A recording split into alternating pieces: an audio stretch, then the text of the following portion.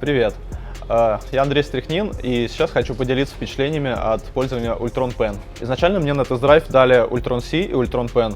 Обе эти машинки я довольно плотно гонял 2 недели поочередно, и в целом не могу на них нарадоваться.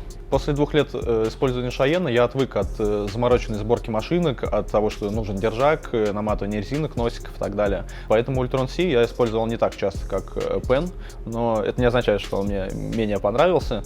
Машинка очень классная, но я привык к ручкам. Поэтому, по большей части, я работал Ultron Pen. Колоть им, конечно, одно удовольствие, он очень классно лежит в руке, у него хорошо сбалансирован вес, даже с RCA-проводом он не перевешивает.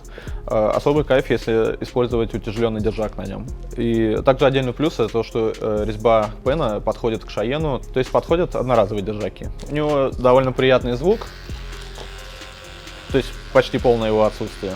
Почти никакой вибрации в работе, и при этом он почти ничего не весит. Поэтому суставы моих пальцев рассыпаются в поклонах и благодарностях, потому что после использования индукции они очень сильно болели, особенно после длинных сеансов. Контурит он очень бодро. Я пробовал игл от 3 до 14, в принципе, со всеми он справляется идеально. Если переходить на Ultron Pen сразу после индукции, то, конечно, придется некоторое время перестроиться и попривыкнуть. Но по итогу, через какое-то время ты понимаешь, что Ultron, в принципе, ничем не хуже, и у него такая же хлесткость и скорость работы будет, как будто ты контуришь индукции. Во многом это благодаря резкому и хлесткому удару и большой мощности движка. На минимальных вольтажах и большим вылетом хорошо ставится автодот, випшейдинг. Получаются жирные, четкие точки, и старт машинки на маленьком вольтаже помогает регулировать их плотность. К покрасу тоже никаких претензий, одни положительные эмоции. Я красил примерно на 8-9 вольтах, на этом вольтаже я вкладывал плотный цвет.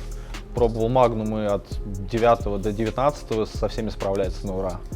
На чуть меньшем вольтаже, около 7 вольт, я растягивал грейвош, тени, благодаря чему можно делать кайфовенькие длинные плавные переходы. Пожалуй, единственный напряжный момент в работе, он скорее относится к производителям картриджей, например, из Z-Select. Проблема в том, что они очень туго вынимаются и вставляются. Но это проблема практически у всех картриджных держаков.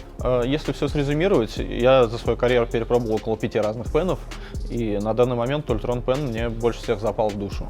С тех пор, как он попал мне в руки, это примерно месяца 2 абсолютно все работы, и я сделал только им.